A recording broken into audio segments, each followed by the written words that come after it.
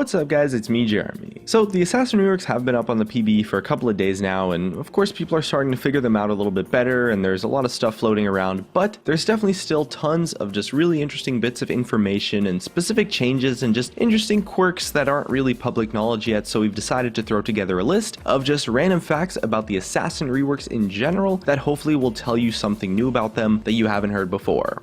And I want to give a big shout out to ProGuides.com for helping out with the editing on this video. They recently released a new app for iOS that's actually pretty awesome, and they do a free trial on their site, so you can check it out with the link in the description. And if you guys enjoyed the video, definitely hit that like button, and let's begin. So first up, we're taking a look at some of the interactions with Talon's new E, Assassin's Path. So this ability lets him leap over terrain on a pretty short cooldown. And the only real restriction is that he can't leap over the same piece of terrain for a while, so he can't just keep juking backwards and forwards forever over the same wall. So what you might not know actually is that Talon's E, of course, works for all player-made terrain. So it works for jumping over Talia's wall, Trundle's pillar, Anivia's wall, works with Jarvan's ultimate as well. All of those abilities can be hopped over by Assassin's Path, so it seems like they are correctly coded as terrain rather than minions now. The only player-made terrain that he can't vault over is Azir's ultimate, since it of course has the knockback effect attached to it. But the thing is that if you have a spell shield, you actually can vault over Azir's ultimate as well, which is a pretty neat interaction.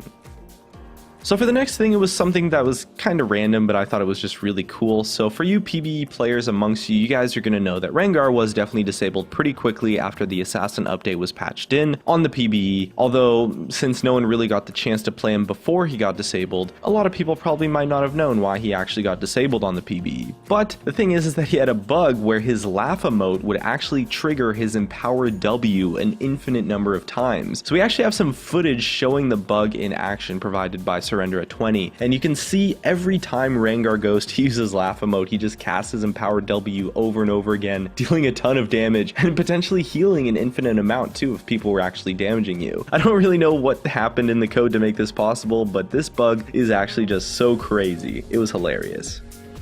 Now our next thing that we're taking a look at might actually be a bug, so it's possible that it might not make it onto the live servers, but we're not entirely sure if it's a bug or if it's working as intended. It might actually be working as intended. So there's this new item that's being added to the game called Poacher's Dirk, and essentially the way it works right now is that you stack it up 3 times by stealing large monsters from the enemy jungle, and then after 3 times it transforms into a serrated Dirk, which is worth about 350 gold more than the original Poacher's Dirk purchase. The difference now though is that once you already have a serrated Dirk, you only actually need 1 stack from the enemy jungle to transform a new Poacher's Dirk. So you can actually get multiple serrated Dirks really easily through this mechanic, which does actually seem pretty overpowered since the new lethality stat is actually quite awesome. I'm not sure if it's a bug or if it's working as intended, but at the time of making this video, that is how it is on the PBE right now.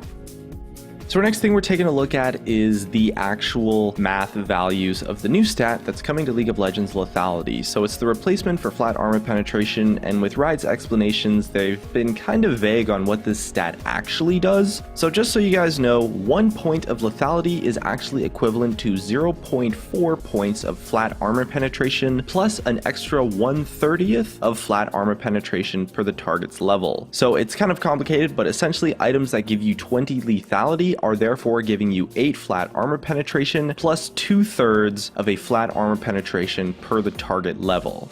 So the per level scaling portion can give you up to 12 points, which means that against a level 18 character, 20 lethality is giving you 20 flat armor penetration. And so based on those stat calculations, it does seem like lethality is a little bit weaker than the flat armor penetration that items previously gave before it, but it is kind of nice that it does scale in power as the game goes on, and it definitely makes the stat a lot more fair. You know, the whole idea is that you're supposed to be gaining more penetration as the game goes on so that it scales with the opponent's armor per level. So you aren't going to be super crazy snowball-y when you first buy some lethality, and it's not also going to be totally useless in the late game when the armor scales up and the champions just have more armor in general because of their armor per level.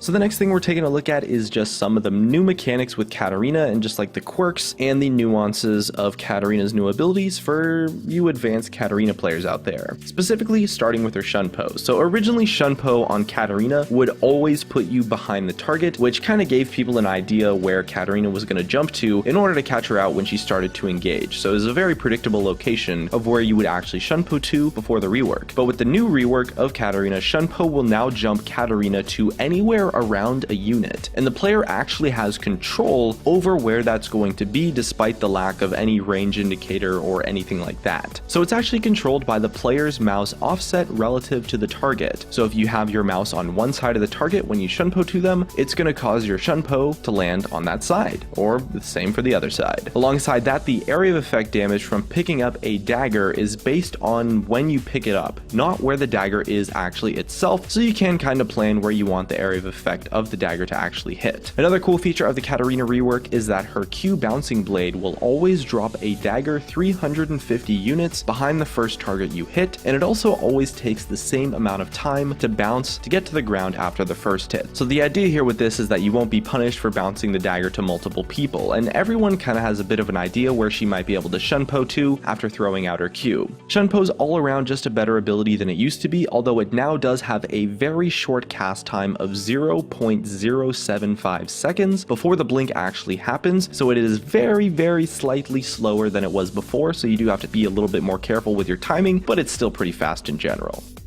And next up after Katarina, we're taking a look at some Rengar mechanics, and so far it's seeming like Rengar is definitely going to be super awesome to play. So just so that you guys know, his leap range is set to 725 units, and it won't change like it used to when stacking Bone Tooth Necklace before, and his jump is also now offset slightly from the target in the direction that he came from, where he would land dead center in the middle of his target's model. Something a lot of players have also been wondering is if his Q will still reset his auto attack timer since it's no longer an auto attack enhancer. And yes, his Q definitely does. It does reset his auto attack, and on top of that, he can also cast all of his spells while leaping in mid-air. You probably won't be able to fit all of them during the time of a jump, but you can cast every single one of them individually, so you can definitely still put out a ton of fast damage and combos with Rengar if you line up your abilities properly and get the right jump off. Another cool fact to do with Rengar's ultimate is that it will put eyes over the target now, and it kind of like puts this indicator over them that actually both teams can see when he's revealing an enemy champion with it, which gives both your team the chance to decide how to engage with you, and the enemy team will get a chance of like which direction or who Rengar is kind of aiming for, so that they can plan out some counterplay. The last interesting thing we have about Rengar is that his exclusive item from Rengar versus the Kha'Zix minigame, called The Hunt Is On, you know, if he manages to kill Kha'Zix during the event, he gets the head of the Kha'Zix item instead of the Bone Tooth Necklace, and now what it does is that it essentially gives him a hidden 6th stack on his Bone Tooth Necklace, which pushes the Bone Tooth Necklace values up to 21 flat AD and 42% bonus AD, which is actually a pretty massive reward if he manages to get a kill or an assist on Kha'Zix during the minigame before Kha'Zix can score one on him for that 4th evolution.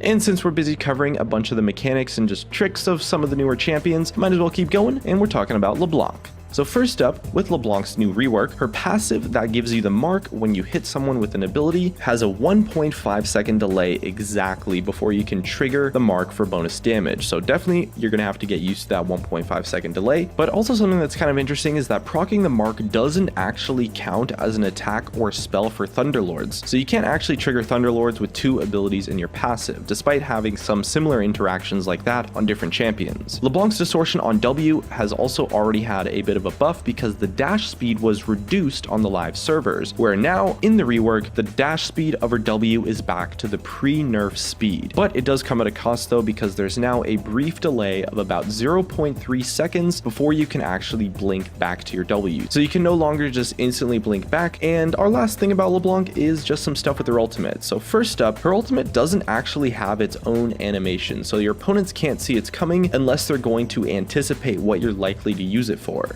And of course, the clone with your ultimate on your ultimate that spawns will also grant you a little bit of vision. So although it's not necessarily a huge amount, it could definitely come in useful if it was maybe in a brush and you wanted to face check or check it for traps or stuff like that. The next thing we're taking a look is something with Zed. Now Zed hasn't had a lot of changes, but his ultimate did get a pretty cool buff where he gains permanent attack damage when killing an enemy based on the enemy's attack damage at the time that he gets the kill. And on top of that, he actually now laughs when he kills an enemy that was marked for death, so I guess he's pretty happy with his free AD for sure. Akali's W also received a handy change because it was turned into a blink that drops her Twilight Shroud at her original position, rather than just dropping a Twilight Shroud in general. Since it's a new movement ability, it actually lets Akali use her W to jump over walls, turning it into a really awesome escape tool for when the stealth just isn't going to be enough to survive.